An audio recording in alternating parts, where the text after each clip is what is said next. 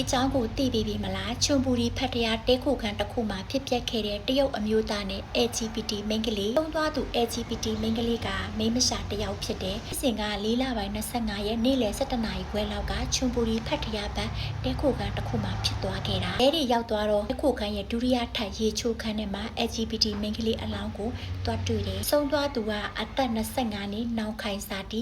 LGBT မိန်းမရှာတအိုးခုခံဒုတိယထပ်ရေချိုးခန်းထဲမှာတွေ့ရတဲ့အနေအထားကတော့လေဘေးအောက်ဒီနေရာကနေပြီးအင်ဂျီစစ်ဆွဲချတယ်လို့မျိုးဟိုးချက်အောက်အထိခွဲချောင်းရာကြီးတစ်ခုအလုံးသားတွေကလည်းပြင်ဘက်မှာရောက်နေတယ်။မိန်းကလေးရဲ့အဆုပ်တွေကလည်းပြောင်းနေတယ်ဒီတော့ရဲတွေက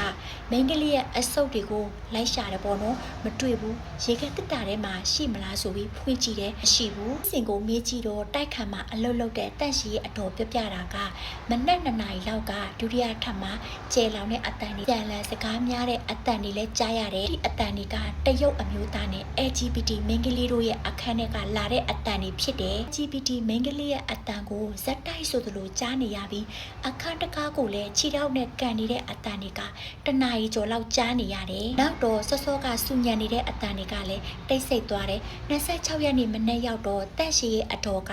ညကဖြစ်စဉ်တွေအားလုံးကိုတာဝန်ခံလာတော့ပြောပြခဲ့တယ်။ဒီလိုမျိုးနောက်ထပ်စူညံနေရေးဘေးအခန်းမှာငားနေတဲ့သူတွေကိုအာနာစရာဖြစ်တယ်ဆိုပြီးတော့ဒုတိယထပ်ကတရုတ်အမျိုးသားတို့ငားနေတဲ့အခန်းကိုအကျိုးအကြောင်းပြောပြဖို့တက်လာခဲ့တယ်။အခန်းတကားကိုခောက်တယ်။ဘာတုံ့ပြန်တမ်းမှလည်းမကြားရဘူး။စက်တိုက်ဆိုသလိုအချိန်ကြာခောက်တယ်ဘာဆိုဘာမှမကြားရဘူးအဲ့တော့သူတို့တဲခိုခန်းမှာအပိုထားရှိတယ်တော့အပိုနဲ့အခန်းတကားကိုဖွင့်လိုက်တဲ့အခါမှာတော့ LGBT မိန်းကလေးဟာရေချိုးခန်းထဲမှာစောစောကပြောပြတဲ့ဒဏ်ရာတွေနဲ့စုံနေတယ်ရဲကိုချက်ချင်းကအကြောင်းကြားခဲ့တယ်ရဲတွေရောက်လာစစ်ဆေးတဲ့အခါမှာတော့မိန်းကလေးရဲ့ကိုရင်းထဲကအစိတ်ပိုင်းတွေကမစုံတော့ဘူးနှလုံးသားကအပြင်မှာရောက်နေတယ်အဆုပ်ကလည်းပျောက်နေတယ်ဒီအဆုပ်ကတနေရာမှာရှိမလားဆိုပြီးတော့အနှံ့လိုက်ရှာတယ်မတွေ့ဘူးရေချိုးခန်းထဲမှာလည်းလိုက်ရှာတယ်မတွေ့ဘူးရေခဲတက်တာထဲမှာလည်းမရှိဘူး။အတွင်းမှာလူစိုးဘဲကိုတွားလဲဆိုတာကိုချက်ချင်းသိသွားတယ်။ဘာကြောင့်ပြောနိုင်လဲဆိုရင်ဒီဆုံးသူနဲ့နောက်ဆုံးအတူရှိနေတဲ့သူကတော့ဒီတရုတ်အမျိုးသားပါ။တရုတ်အမျိုးသားအသက်က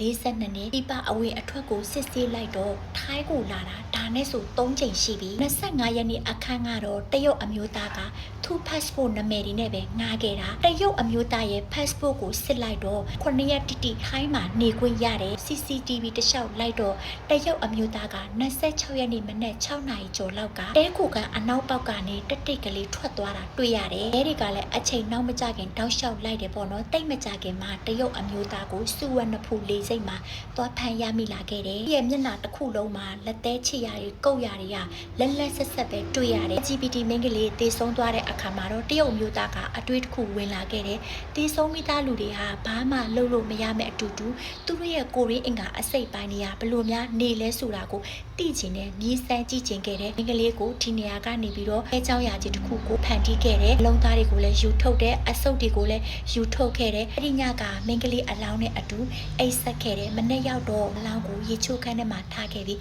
သူကတော့ခရီးဆောင်အိတ်ဆွဲတယ်တစ်ဖက်ကကျွတ်ကျွတ်အိတ်ကင်ပြီးတော့တဲခုကအနောက်ပေါက်ကနေတိတ်တိတ်လေးထွက်သွားခဲ့တယ်လေစိတ်ရောက်တဲ့အခါမှာတော့မကြသေးခင်အချိန်မှာပဲသူရဲတွေရဲ့ထိန်သိမ်းကြီးကိုခံခဲ့ရပါတယ်ရှင်တက်ကြရတရုတ်မျိုးသားစိတ်ဝေဒနာတဲလာဒါမှမဟုတ်ရုပ်ရှင်နဲ့အကြည့်များလို့ဒီလိုမျိုးပြုတ်လောက်တာလားဆိုတာကိုလည်းသုံးသပ်နေစေပါရှင်